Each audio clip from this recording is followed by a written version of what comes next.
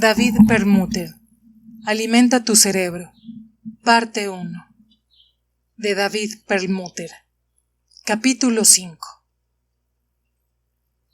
Autismo y digestión, sobre las fronteras de la medicina neurológica.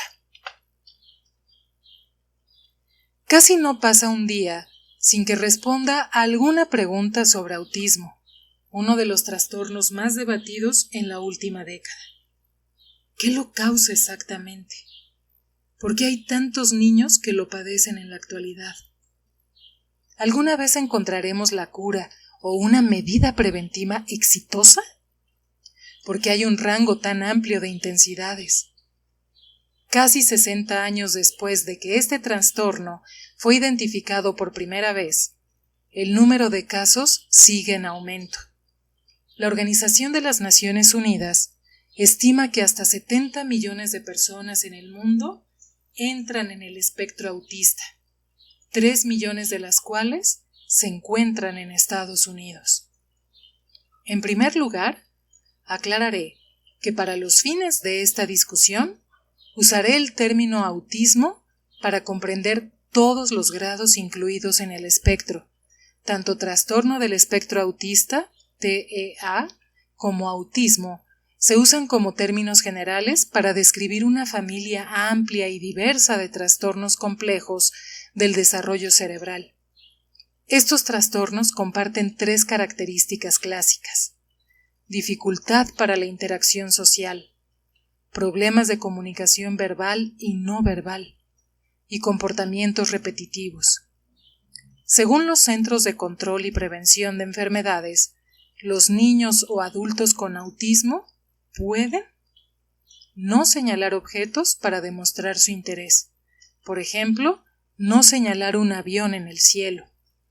No voltear a ver los objetos señalados por alguien más. Tener problemas para vincularse con otros o carecer de interés en otras personas.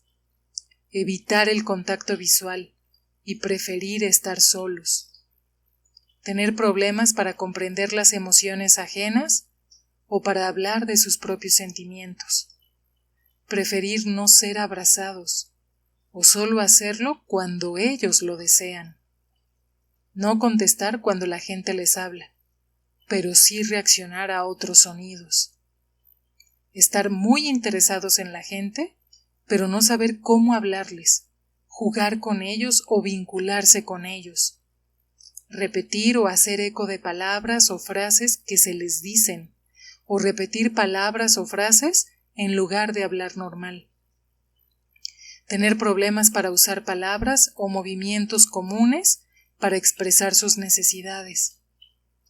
No involucrarse en típicos juegos de imitación, como por ejemplo, intentar alimentar a una muñeca.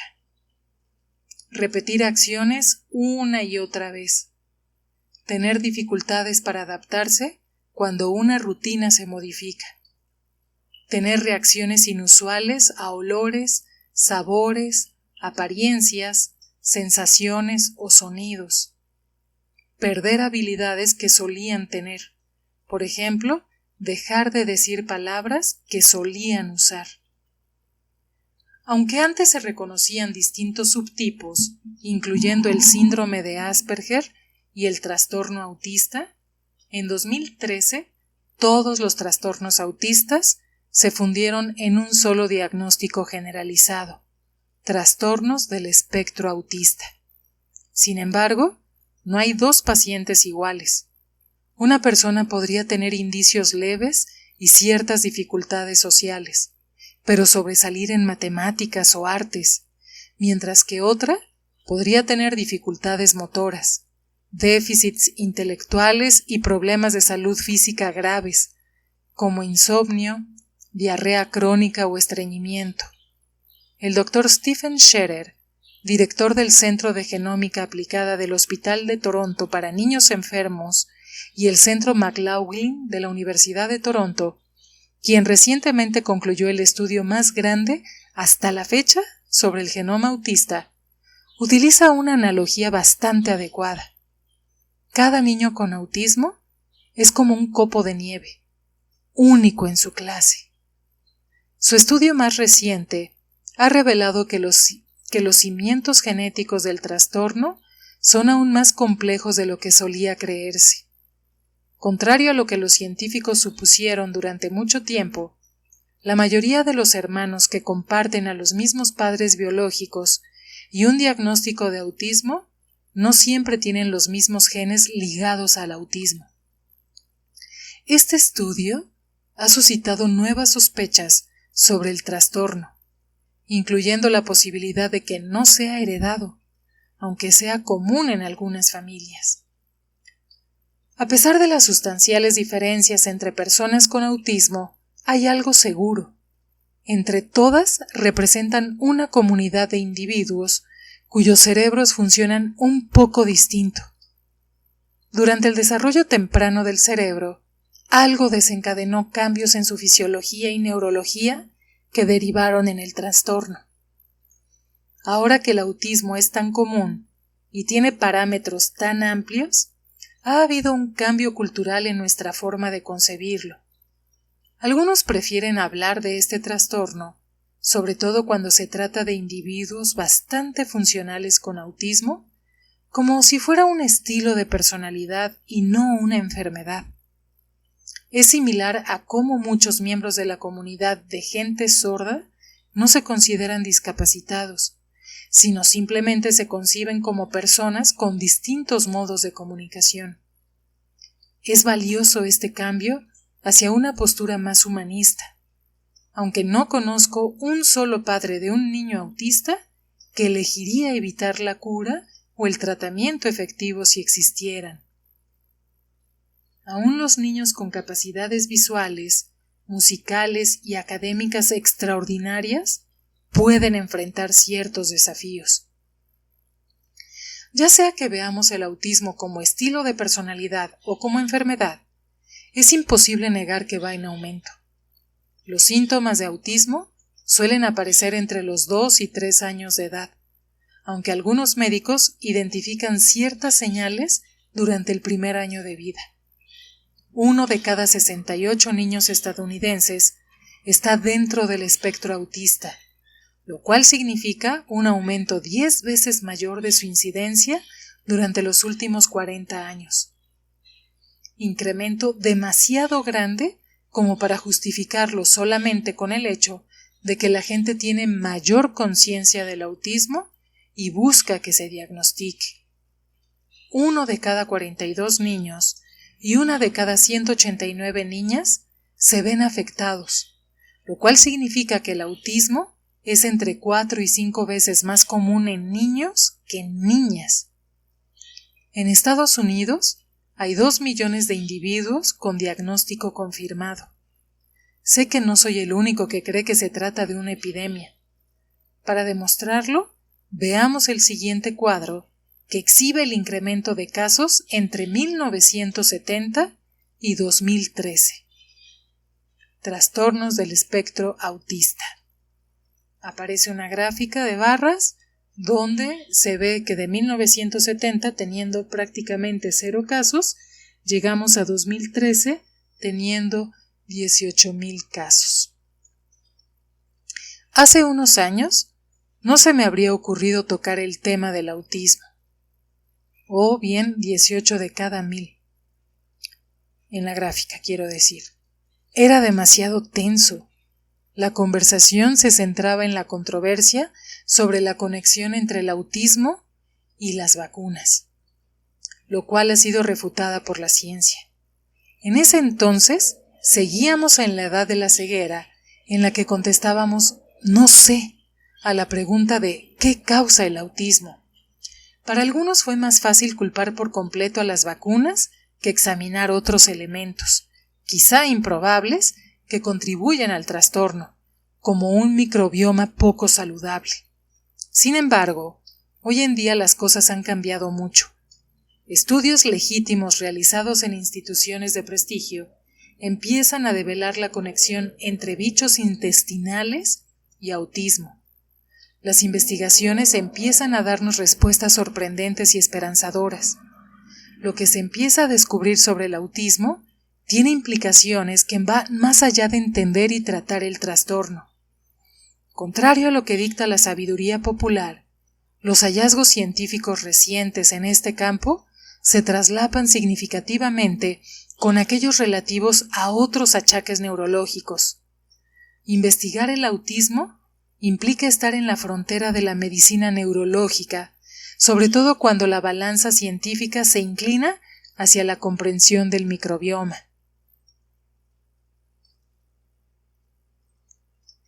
Como ya he mencionado, durante mucho tiempo los problemas intestinales se consideraron una serie de síntomas no relacionados con el cerebro, pero ahora estamos descubriendo cómo se vinculan la salud y la función intestinal, y en particular la flora, con el desarrollo del cerebro.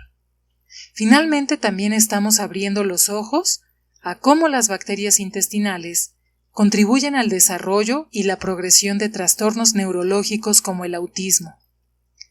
Más adelante, explicaré por qué una de las piezas del rompecabezas que más evidencia el vínculo entre microbios intestinales y autismo es el hecho de que los niños con autismo exhiben ciertos patrones de composición de flora intestinal que no están presentes en niños sin autismo.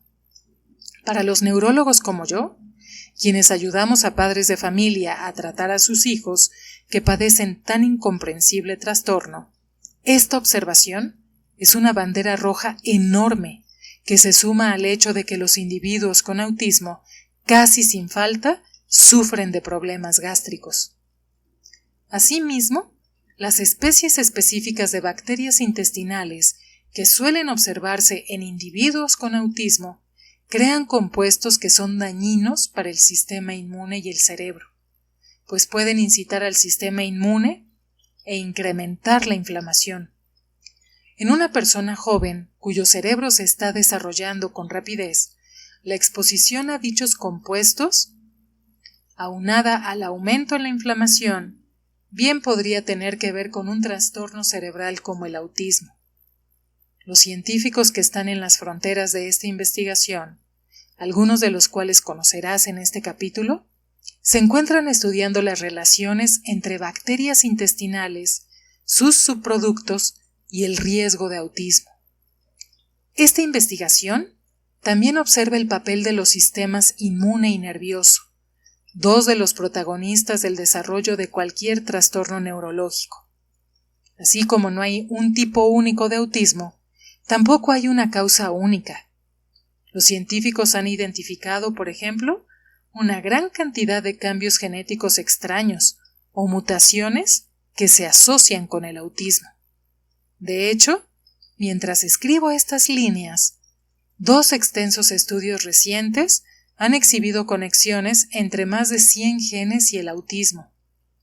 Estas mutaciones parecen alterar las redes neuronales del cerebro, y no todas ellas se las debemos a mamá o papá, sino que muchas ocurren de manera espontánea en el espermatozoide o el óvulo justo antes de la concepción. Aunque es probable que una pequeña cantidad de estas mutaciones sea suficiente para causar autismo por sí sola, también es probable que la mayoría de los casos, como ocurre con muchas enfermedades y trastornos, se deba a una combinación de riesgos genéticos de autismo y factores ambientales que influyen en el desarrollo del cerebro a temprana edad. Eso también permite explicar por qué los hermanos biológicos con autismo no necesariamente cargan los mismos genes ligados al autismo. Está pasando algo más desde el punto de vista ambiental.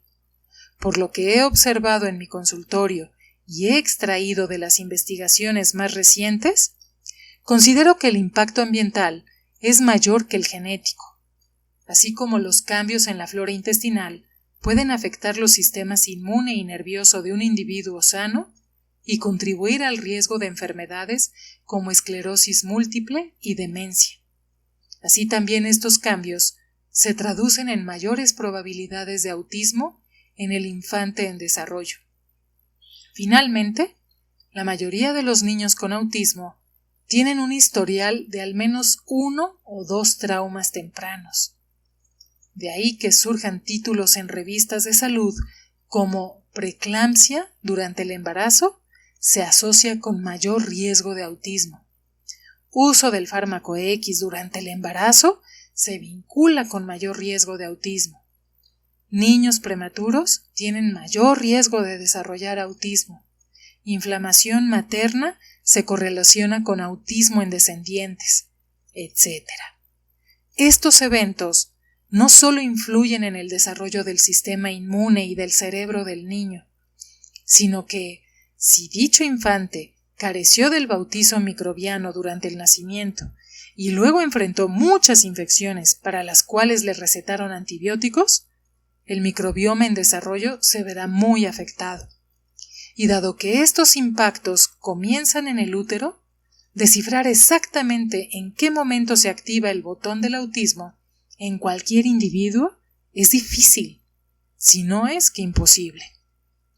Para cuando se le diagnostica autismo, el niño ha estado expuesto a muchos posibles detonantes del trastorno en su cuerpo, y el desarrollo de autismo sin duda refleja la confluencia de estas fuerzas.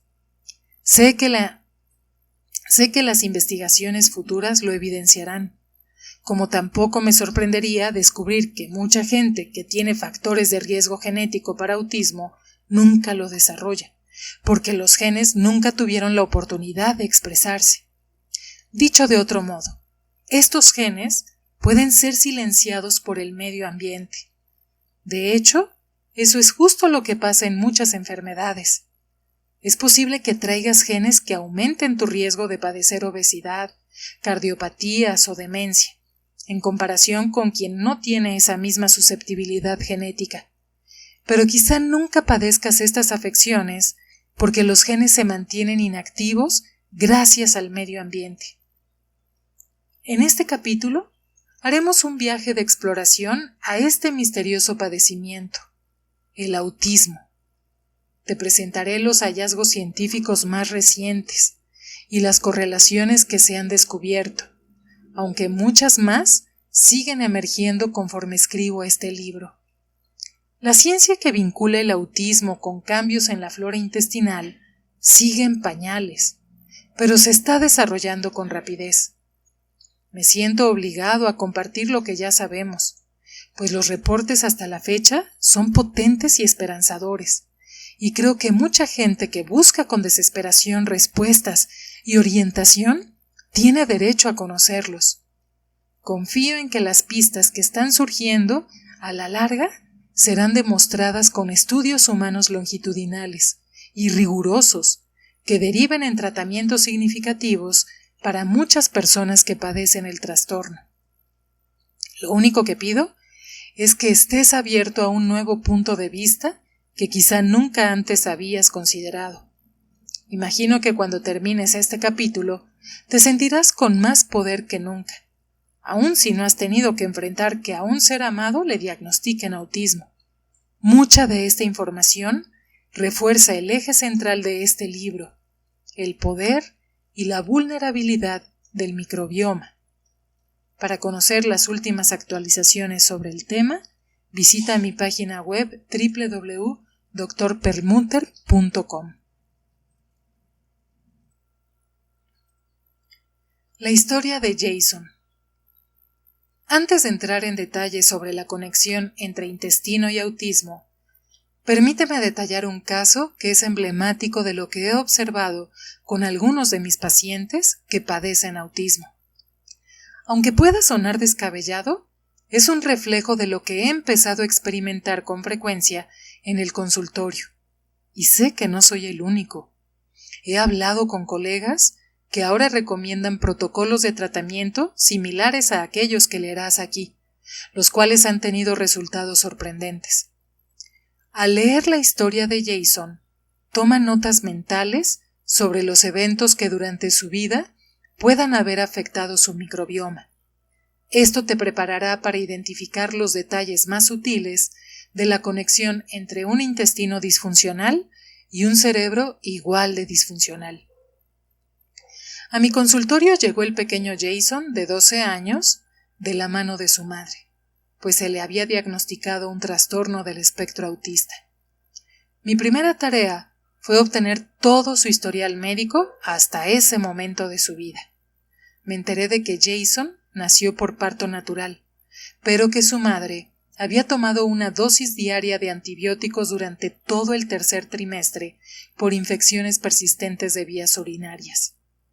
Poco después del nacimiento, él también empezó a tomar varias series de antibióticos para infecciones persistentes del oído. Su madre comentó que durante el primer año de vida, Jason pasó más tiempo tomando antibióticos que no tomándolos. También me compartió que su hijo fue un bebé que padeció cólicos fuertes y que lloró todo el tiempo durante su primer mes de vida. Debido a las infecciones de oído crónicas, con el tiempo se optó por colocarle tubos en las orejas, procedimiento que se le realizó 2 veces. Al cumplir 2 años, un periodo de diarrea crónica llevó a los médicos a sospechar que padecía celiaquía, lo cual nunca se confirmó. Para cuando tenía 4, había tomado antibióticos para muchas infecciones, incluyendo faringitis estreptocócica. Algunas de sus enfermedades eran tan graves que los antibióticos se le debían inyectar.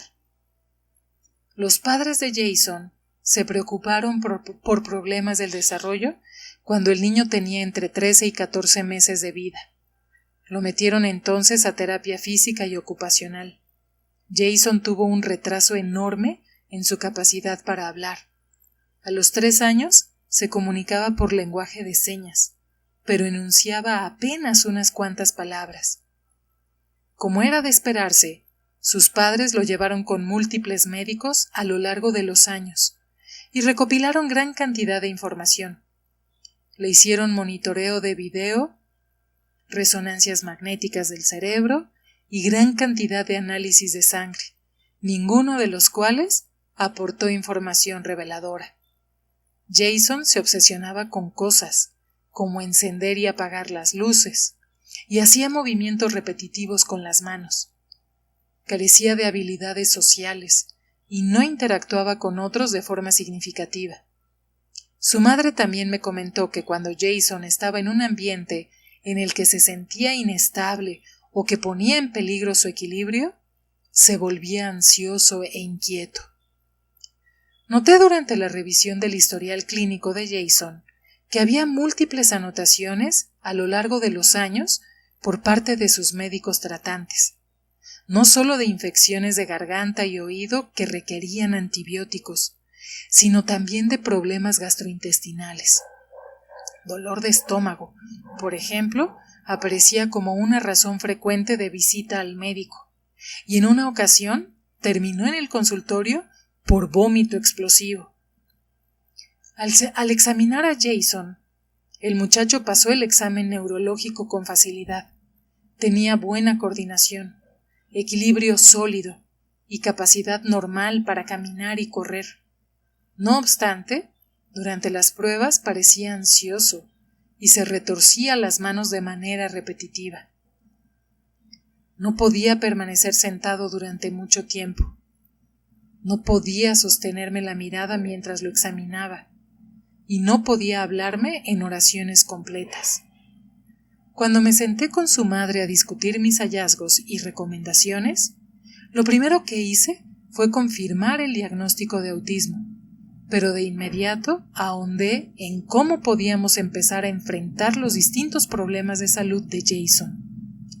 Pasé un buen rato explicándole el impacto que había tenido su frecuente exposición a antibióticos, tanto antes como después del nacimiento.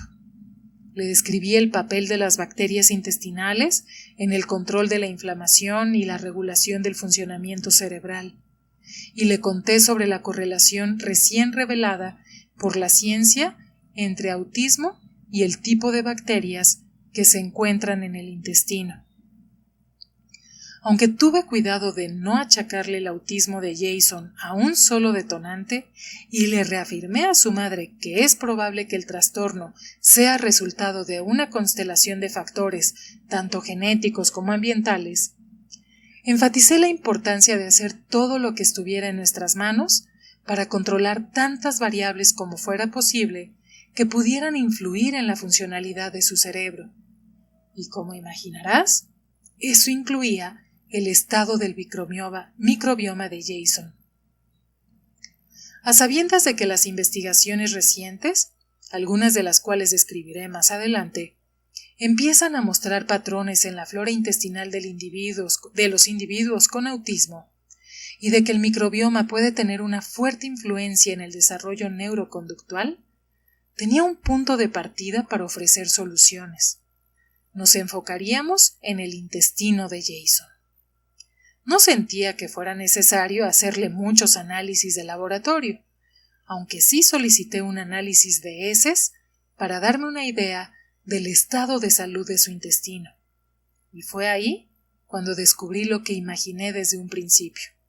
El intestino de Jason casi no tenía lactobacilos, lo cual es indicativo de un golpe fuerte al microbioma. El primer seguimiento con la madre de Jason lo hice 3 semanas después. Para entonces había iniciado un tratamiento intenso de probióticos orales y vitamina D. La señora tenía buenas noticias. La ansiedad de Jason había disminuido considerablemente y por primera vez había sido capaz de atarse las agujetas por sí mismo. Asombrosamente, fue capaz de subirse a una montaña rusa y también por primera vez pasó una noche fuera de casa. 5 semanas después, la madre me informó que las mejorías habían continuado, pero que tenía la curiosidad de intentar con trasplantes fecales para obtener más beneficios. Al parecer había hecho su tarea y se había informado bastante al respecto.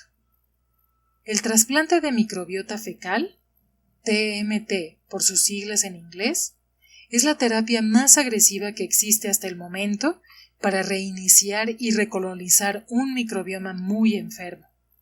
Como recordarás, fue la terapia que le receté a Carlos para su esclerosis múltiple.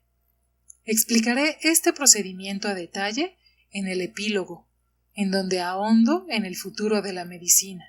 Como mencioné anteriormente, no está disponible en muchas partes de Estados Unidos y se utiliza solo para el tratamiento de ciertas infecciones por Clostridium difficile. Pero es probable que esto cambie, dada la acumulación de información sobre su utilidad y efectividad en el trastorno de gran cantidad de enfermedades, en particular del sistema nervioso.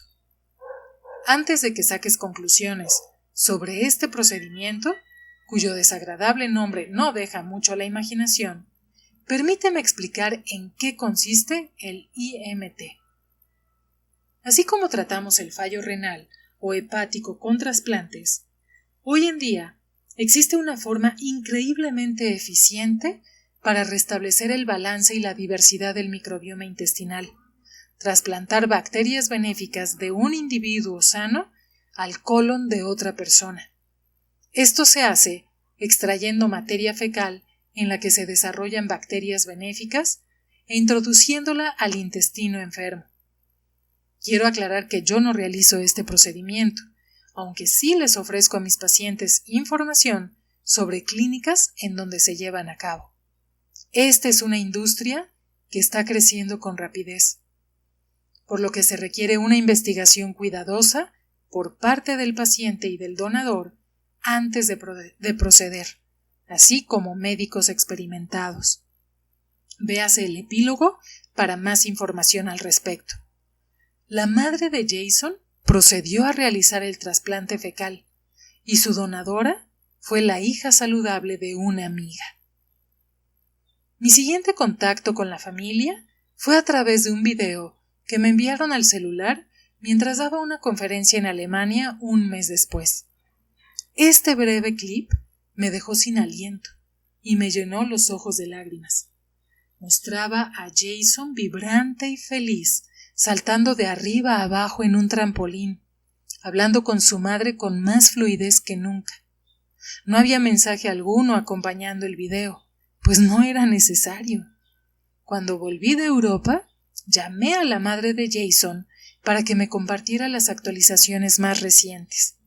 La siguiente es una instantánea de lo que ella me describió. Jason está mucho más parlanchín, y ahora es él quien inicia las conversaciones. Ya no se comunica por escrito, ni habla solo consigo mismo. Está tranquilo y participativo. El otro día se sentó en una silla durante 40 minutos a conversar conmigo mientras me cortaban el cabello. Nunca lo había visto así.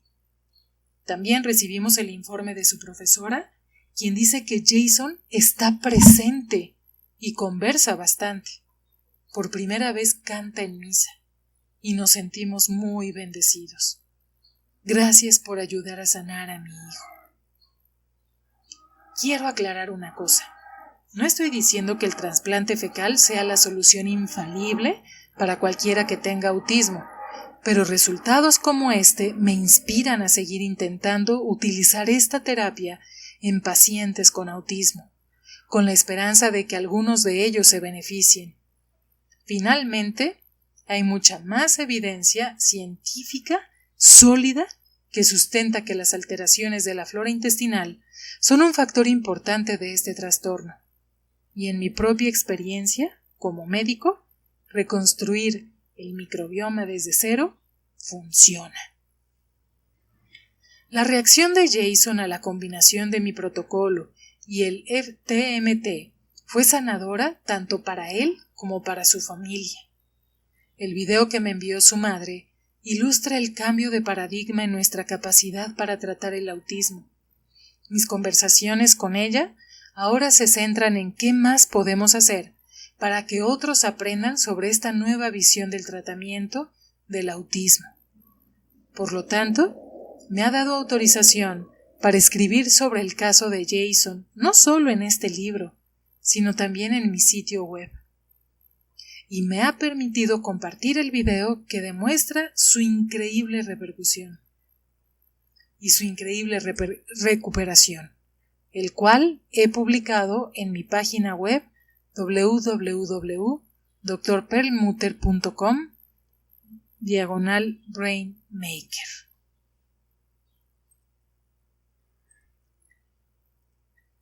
Disfunción intestinal que contribuye a la disfunción cerebral. Muchos estudios actuales demuestran que los trastornos del tracto gastrointestinal están entre los síntomas distintivos del autismo. Los padres de niños con autismo suelen comentar que sus hijos sufren de dolor abdominal, estreñimiento, diarrea y distensión.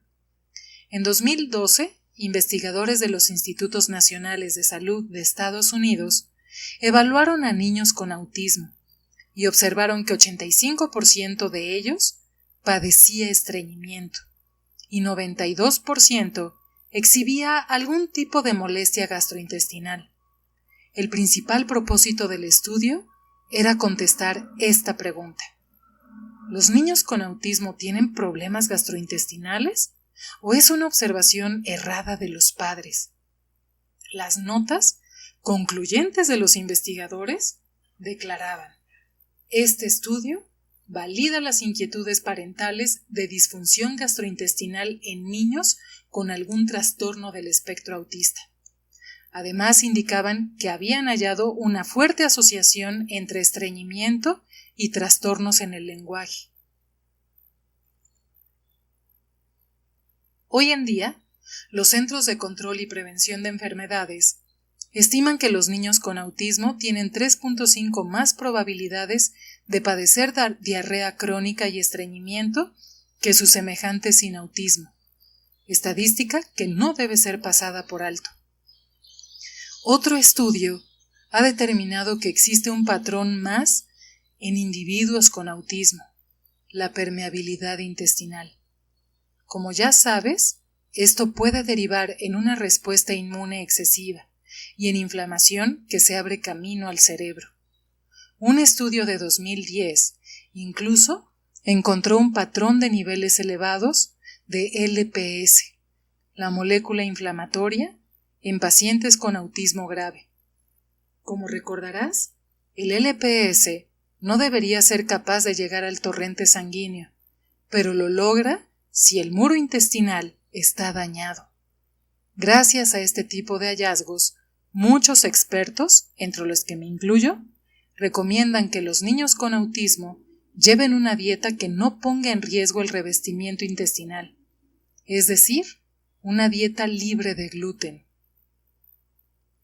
Los estudios también han mostrado un incremento del tejido linfático en hasta 93% de los pacientes con autismo.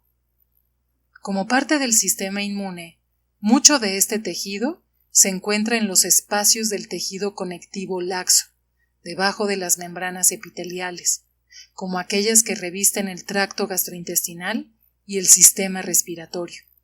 Los científicos observan con atención esta anormalidad, la cual puede extenderse desde el esófago hasta el intestino grueso. Sin duda ocurren muchas cosas en los intestinos de personas autistas. Si damos un paso atrás y nos preguntamos qué podría estar causando todos estos problemas, debemos tomar en cuenta el microbioma. Las investigaciones más innovadoras han hallado que el ecosistema de individuos autistas es muy distinto al de la gente sin autismo. La gente con autismo, en particular, tiende a tener niveles más altos de especies clostridiales que anulan los efectos equilibradores de otras bacterias intestinales, lo cual deriva en la disminución de bichos benéficos como las bifidobacterias.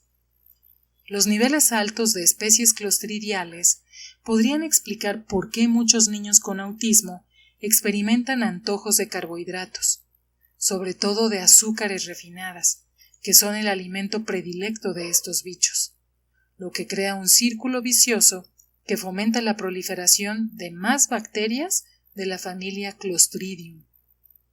La especie clostridial más famosa es la Clostridium difficile, de la cual ya hablé en el capítulo 1, Clostridium difficile, de la cual ya hablé en el capítulo 1. Cuando se le permite crecer en exceso, puede resultar letal. Ciertos antibióticos, sobre todo las fluoroquinolonas y los antibióticos a base de sulfuro, así como ciertas cefalosporinas, pueden desencadenar dicho crecimiento y alterar el equilibrio de bacterias intestinales. Irónicamente, el tratamiento de infección por Clostridium difficile incluye el uso de vancomicina, otro antibiótico que cambia el equilibrio bacteriano en el intestino, el cual mata las Clostridium difficile, pero no es absorbido por el intestino.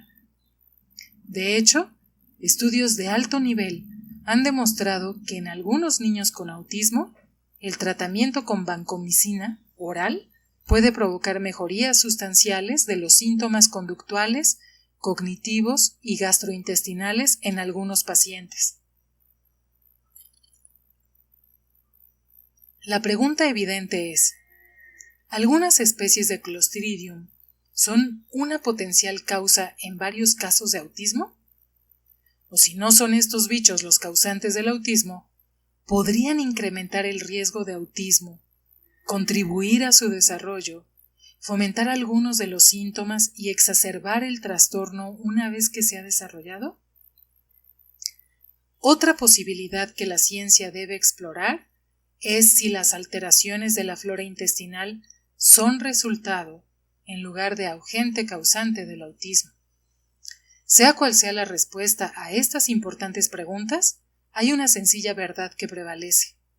Las investigaciones hasta el momento demuestran que el poder de balancear el microbioma para disminuir los síntomas de autismo es espectacular en muchos casos. La correlación entre el crecimiento excesivo de bacterias potencialmente patógenas y el autismo fue propuesta por primera vez en un artículo publicado en 2000 en el Journal of Child Neurology por el Dr. Richard Sandler y sus colegas. El Dr. Sandler ha realizado estudios piloto de tratamiento con antibióticos en 11 niños a quienes se le ha diagnosticado autismo. Aunque fue pequeña la cantidad de niños que participó en el estudio, el cual fue realizado en el Centro Médico Rush Presbyterian St. Luke en Chicago, los resultados tomaron al mundo de la medicina por sorpresa. Fue el primer estudio en su clase que presentó evidencia de que las alteraciones en las bacterias intestinales pueden provocar ciertos tipos de autismo y que tratar dicha alteración puede aliviar significativamente los síntomas del trastorno. En el artículo, el Dr. Sandler y su equipo describen el caso de Andy Bolt, cuya madre, Ellen, sospechaba que el autismo de su hijo estaba vinculado con una infección bacteriana en el intestino. Aparentemente, la señora había estado haciendo sus propias investigaciones. A Andy le diagnosticaron autismo en 1994, después de haberse desarrollado normalmente hasta recibir un tratamiento con antibióticos para una infección del oído a los 18 meses de edad. Ellen tenía la corazonada de que los antibióticos habían aniquilado las bacterias benéficas del intestino de su hijo y habían permitido que las bacterias dañinas tomaran el control. En 1996, Ellen Bolt finalmente puso a prueba su hipótesis con ayuda de un médico que estuvo dispuesto a tratar al niño con el mismo antibiótico utilizado para tratar las infecciones por Clostridium difficile, con lo que el muchacho recuperó el equilibrio de su flora intestinal. Andy mejoró de inmediato, y su historia se volvió el eje de un documental llamado El enigma del autismo, el cual se proyectó en el extranjero y llegó al mercado estadounidense en 2012.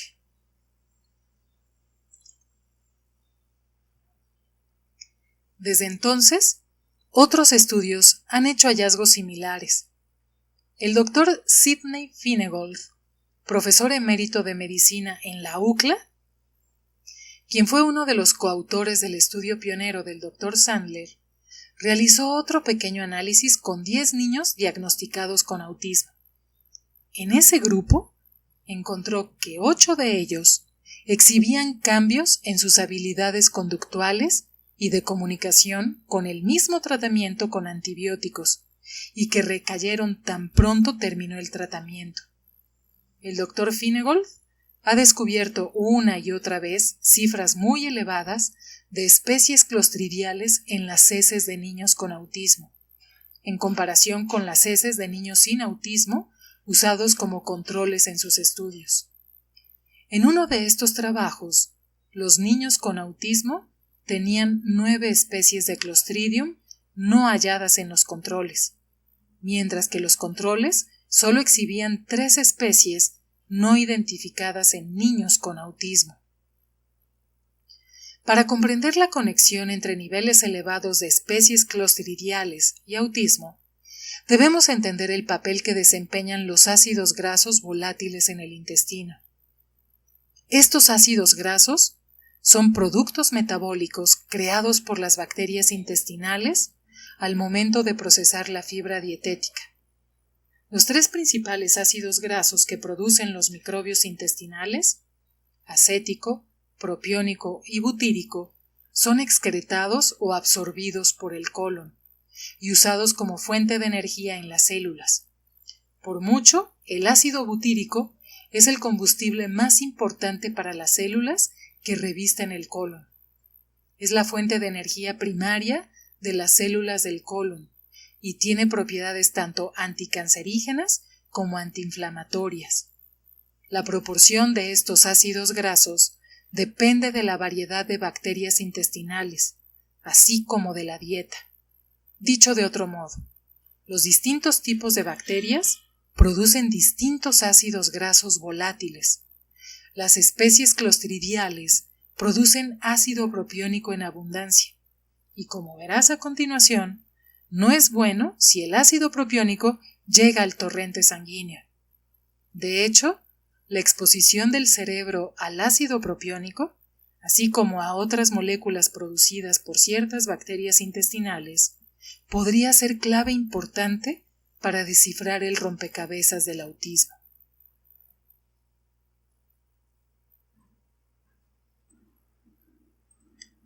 La conexión con el ácido propiónico.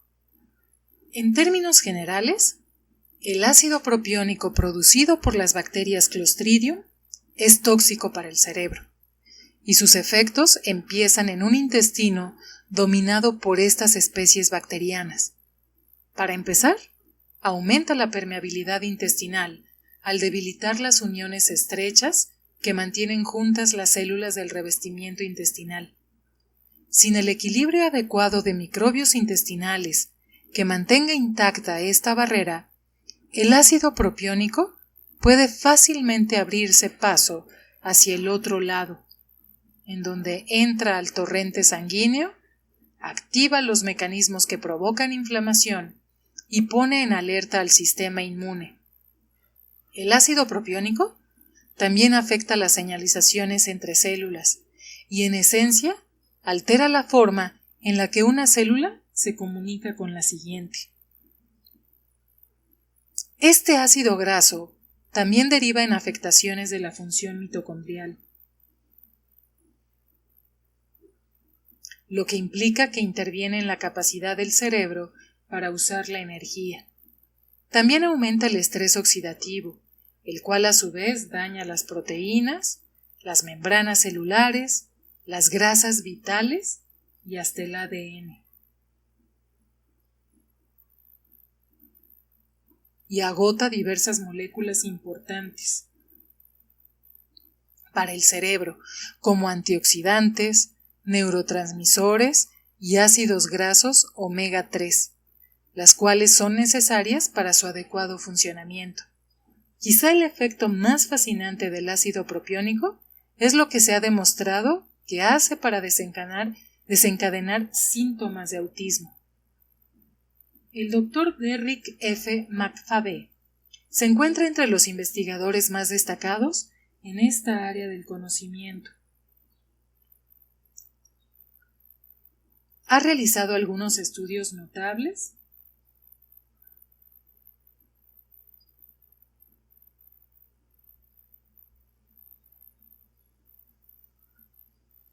que han sido publicados en revistas científicas de prestigio.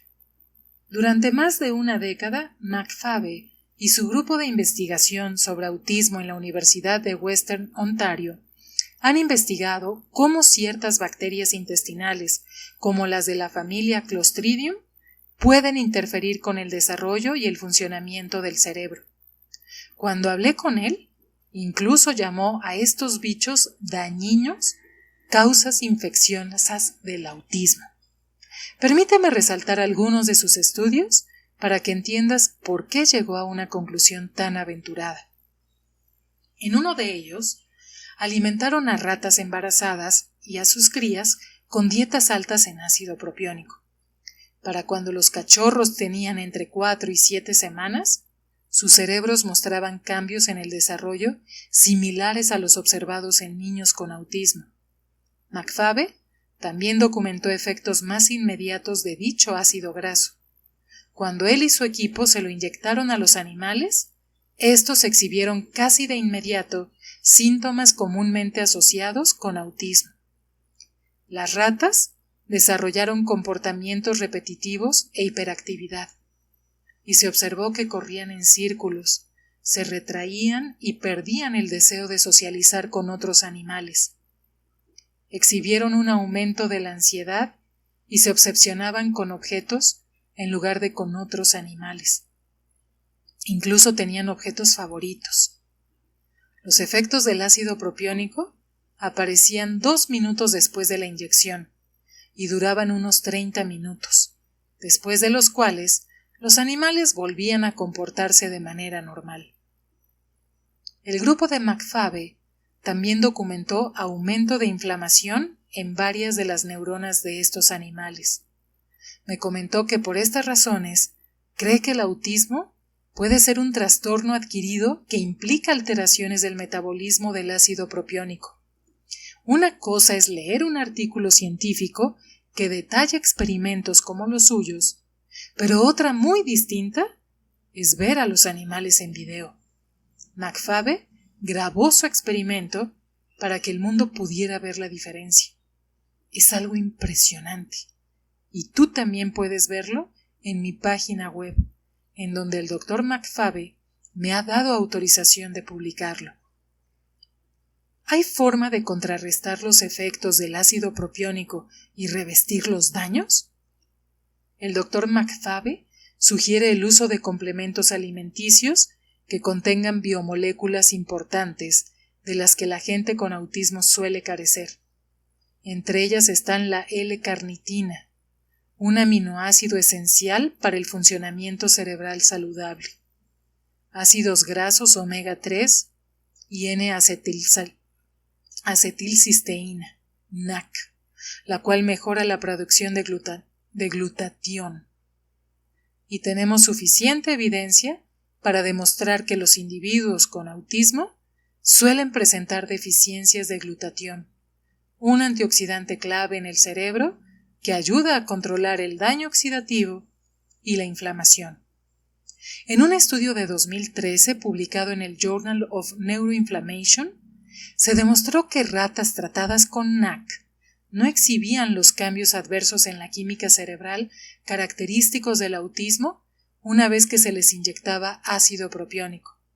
La NAC impidió que hubiera cambios neuroquímicos, inflamación, desintoxicación y hasta daño al ADN, todo lo cual habría ocurrido con la exposición al ácido propiónico.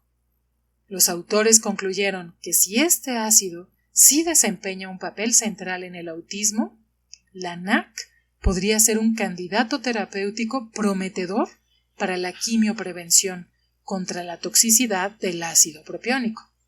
Además, citan un estudio que demuestra la utilidad potencial de la NAC para tratar la irritabilidad y las perturbaciones conductuales en niños con autismo.